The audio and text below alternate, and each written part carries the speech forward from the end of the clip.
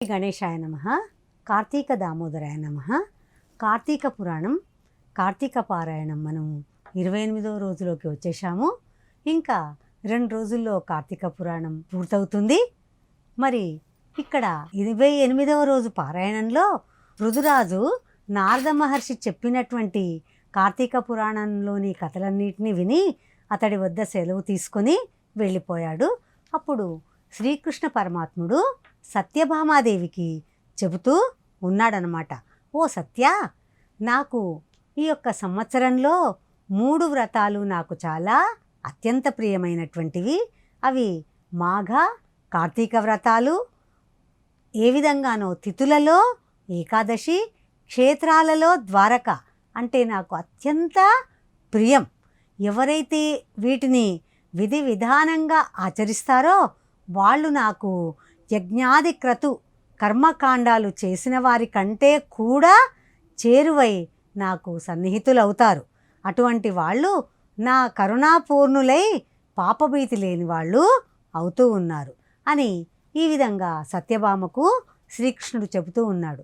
అప్పుడు సత్యభామాదేవి అడుగుతూ ఉంది, స్వామి, ధర్మదత్తునిచే దారపోయబడిన పుణ్యం వల్ల కలహకు ఏ విధంగా అయితే కైవల్యం లభించిందో, మరి కేవలం కార్తీక స్నానం పుణ్యం వల్ల రాజద్రోహాది పాపాలు పటాపంచలైపోతాయని చెబుతున్నారు. స్వయంకృతాలలో కర్తల నుండి దత్తములో అయినవి అయినా సరే అలా కాకుండా మానవ జాతికి పాపపుణ్యాలు ఏ విధంగా ఏర్పడుతున్నాయో తెలుపమని కోరింది సత్యభామాదేవి శ్రీకృష్ణుణ్ణి. అప్పుడు శ్రీకృష్ణుడు ఇలా చెప్తున్నాడు, ఓ ప్రియసఖి, కృతయుగంలో చేయబడినటువంటి పాపపుణ్యాలు గ్రామానికే చెందేవట. అదేవిధంగా ద్వాపరయుగంలో చేసినటువంటి పాపపుణ్యాలు వారి వంశానికి, కలియుగంలో చేయబడినటువంటి పాపపుణ్యాలు కేవలము కలియుగంలో చేయబడినటువంటి కర్మఫలం మాత్రం కేవలం ఆ కర్తకొకడికే సిద్ధిస్తుంది.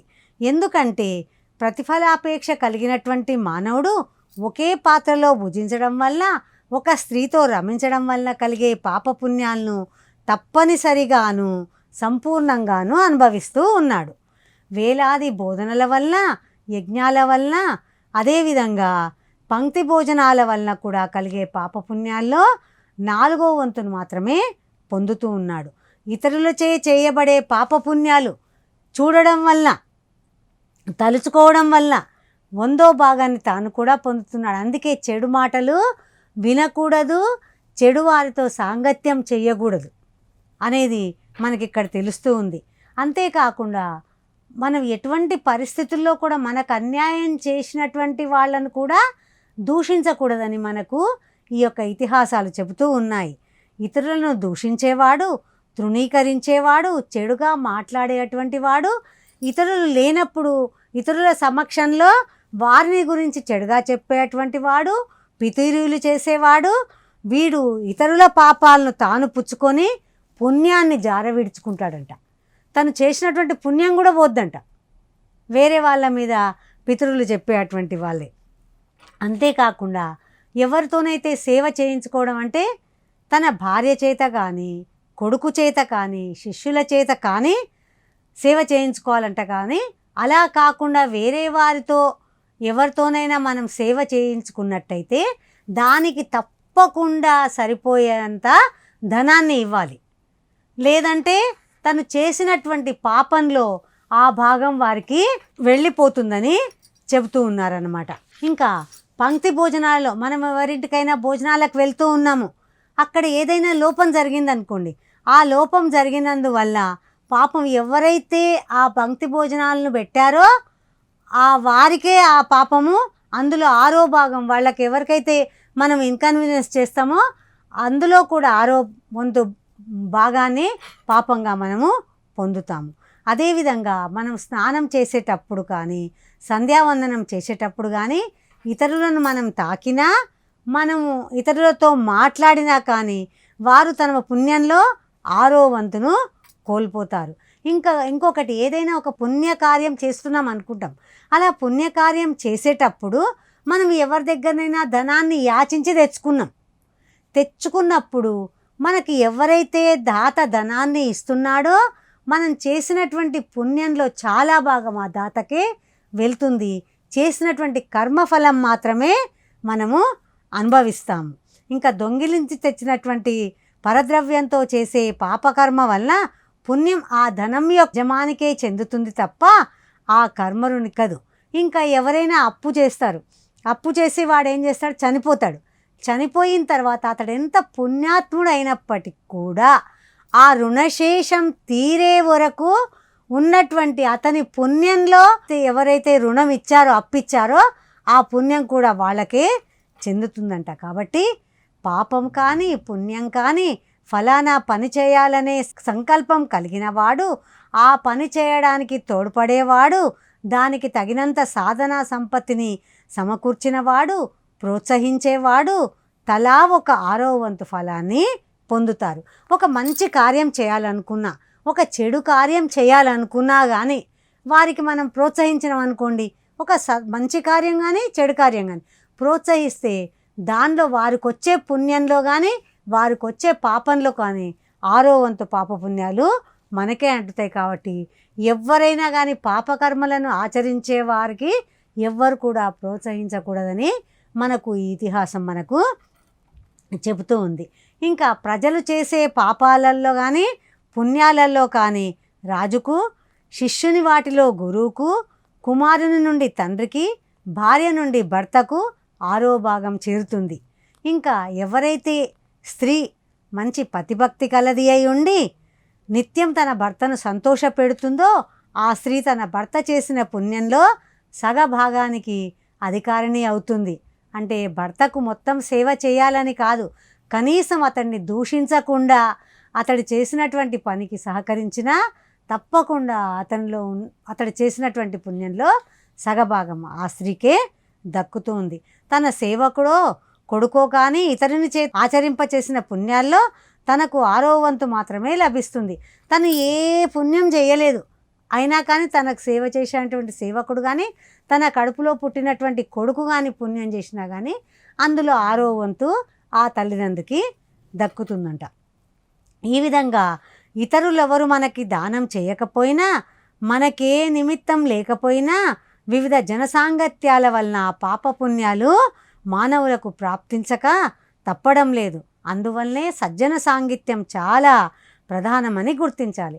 సజ్జన సాంగత్యం చాలా ప్రధానం. అందుకే మంచి వారితో స్నేహం చేసినట్టయితే మనం పాపపుణ్యాలు చేయకపోయినా కానీ వారి యొక్క పుణ్యంలో మనకు 6వ వంతు లభిస్తుంది. అలా ఒక 10 మంది మనకు మంచి వాళ్ళు స్నేహితులుగా ఉన్నారనుకోండి, తప్పకుండా ప్రతి వారు చేసే దాంట్లో మనకు 6వ వంతు భాగం వచ్చి మన పాపకర్మల నుండి మనము ముక్తులైపోతాం. ఇందుకు ఉదాహరణగా ఒక కథ చెప్తాను, వినండి. బహుకాలం పూర్వము అవంతిపురంలో ధనేశ్వరుడు అనే బ్రాహ్మణుడు ఉండేవాడు. సహజంగానే అతడు బ్రాహ్మణుడు, ధనవంతుడు అయినప్పటికీ కూడా అతడు ఎన్నో పాపకర్మలను చేసేటువంటి వాడు. అసత్య భాషణము అంటే అబద్ధాలాడడం, చౌర్యము, వేశ్యాగమనము, మధుపానం ఇత్యాది దుష్కర్మలలో చురుకుగా పాల్గొనడమే కాక కంబళ్ళు, చర్మాలు మొదలైనటువంటివి కూడా అమ్మేవాడు. అంటే ఈ పురాణం ఎప్పుడో చాలా సంవత్సరాల కింద, చాలా యుగాల కింద జరిగింది కాబట్టి అలా చెప్తున్నాడు. అప్పుడు కంబళ్ళు, చర్మాలు ఇవన్నీ అమ్మడం బ్రాహ్మణులకు తగదు. కానీ ఇప్పుడు వ్యాపారం అనేది ప్రతి ఒక్కరికి సంబంధించినటువంటిది. అటువంటి పాపకర్మలు ఇప్పుడు అంటవని నాకు అనిపిస్తూ ఉంది. వర్తక నిమిత్తం ఒక దేశం నుండి మరొక దేశానికి వెళ్ళడం అతనికి అలవాటు. అదేవిధంగా ఒకసారి మాహిష్మతి నగరము చేరాడు.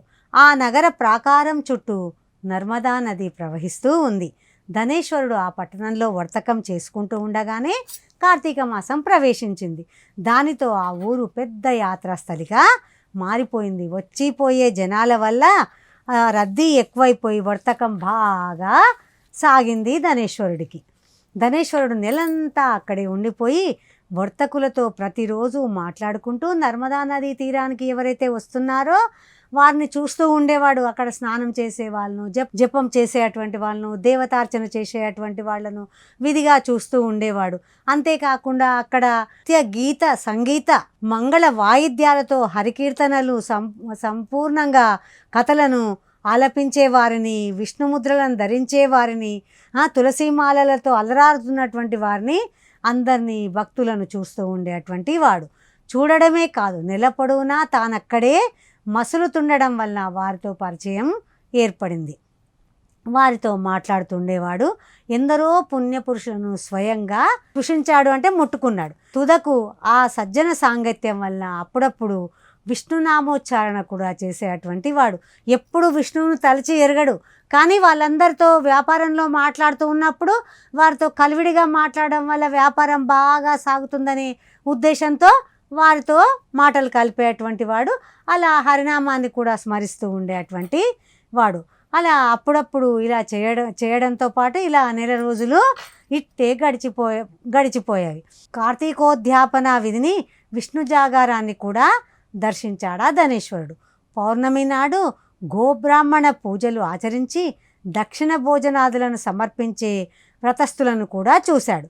పిదప సాయంకాలం శివుడి యొక్క ప్రీత్యర్థం చేయబడే దీపోత్సవాలను కూడా తిలకించాడు. సత్యభామ, నాకు అత్యంత ప్రీతికరమైనటువంటి కార్తీక మాసంలో శివారాధన దేనికి అని ఆశ్చర్యపడకు సుమా. ఎవరైతే నన్ను శివుణ్ణి భేదభావంతో చూస్తారో వారి యొక్క సమస్తమైనటువంటి పుణ్యకర్మలు కూడా వృధా అయిపోతాయి. అంటే హరిహరులు ఇద్దరూ ఒకటే అని చెబుతూ ఉన్నాడు శ్రీకృష్ణ భగవానుడు.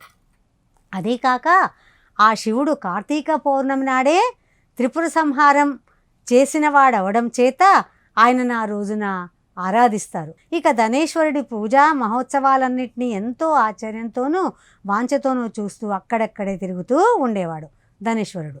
కానీ ఆ సమయంలోనే కాలవశాన ఒక కృష్ణసర్పం అతన్ని కాటువేయడం, తక్షణమే అతడు స్పృహ కోల్పోవడం, అపస్మారక స్థితిలో ఉన్నటువంటి అతడిని చూసి భక్తులు తులసి తీర్థంతో అతన్ని సేవింపజేయడం, అతనికి తులసి తీర్థాన్ని గొంతులో పోయడం, ఆ అనంతరం క్షణంలోనే ధనేశ్వరుడు దేహత్యాగం చేయడం జరిగింది. మరుక్షణమే ఎవరు వస్తారు అక్కడికి? అతడు ఒక్క పుణ్యకార్యం చేయలేదు కాబట్టి యమదూతలందరూ అక్కడికి వచ్చి అతడి శరీరాన్ని తీసుకొని వెళ్ళారు. కొరడాలతో మోదుతూ యముని వద్దకు తీసుకొని వెళ్ళారు. యముడికి చెప్తూ ఉన్నారు. అప్పుడు యముడు ఏం చెప్పాడంటే, యమదూతలకు ఇతడిని తీసుకుపోయి అతడి తలను చితకగొట్టి కుంభీపాక నరకంలో పడవేయమన్నారు. పడవేయగానే అక్కడ వెలుగుతున్నటువంటి అగ్నిజ్వాలలు మొత్తము ఆరిపోయాయి. ఆశ్చర్యపడినటువంటి యమదూతలు తిరిగి మళ్ళా ఆ యముడికి, ఆ యమధర్మరాజుకు నివేదించారు. ఏమని చెప్తున్నారు? ఓ యమధర్మరాజా, ఈ ధనేశ్వరుడు తమ చివరి రోజుల్లో నరక నివారకాలైన పుణ్యాలను ఆచరించాడు. పునర్విచారణను తలపెడుతుండగా అక్కడికి విచ్చేసినటువంటి దేవర్షి అయిన నారదుడు చెబుతూ ఉన్నాడు, ఓ యమధర్మరాజా, ఈ ధనేశ్వరుడు తన చివరి రోజుల్లో నరక నివారకాలైన పుణ్యాలను ఆచరించాడు కనుక ఇతనిని ఈ నరకం ఏమీ చెయ్యలేదు. ఎవరైతే పుణ్యపురుష దర్శన, స్పర్శన, భాషణలకు పాత్రులవుతారో వారా సజ్జనుల యొక్క పుణ్యంలో 6వ భాగాన్ని పొందుతూ ఉన్నారు. అటువంటిది ధనేశ్వరుడు ఒక నెల పాటు కార్తీక వ్రతస్థులైనటువంటి ఎందరెందరో పుణ్యాత్ములతో సాంగత్యం చేసి విశేష పుణ్య భాగాలను పొంది ఉన్నాడు. కార్తీక వ్రతస్థుల సహజీవనం వలన ఇతడు కూడా సంపూర్ణ కార్తీక వ్రతఫలాన్ని ఆర్జించుకున్నాడు. అదే కాక అవసాన వేళ హరిభక్తుల చేత తులసీ తీర్థమును పొందాడు. కర్ణపుటాలలో హరినామస్మరణం జరపబడింది. పుణ్య నర్మదా నదీ తీరాల్లో వీని దేహము పునీతమైపోయింది.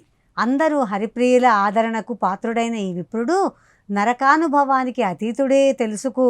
ఇతగాడు దేవతా విశేషుడు, పుణ్యాత్ముడైనటువంటి ఈ భూసురుడు పాపభోగాలే అయిన నరకమందు ఉండేందుకు అనర్హుడు అని బోధించి వెళ్ళిపోయాడు నారద మహాముని. ఈ విధంగా 28వ రోజు కార్తీక పురాణ పారాయణం సమాప్తం. నమస్కారం.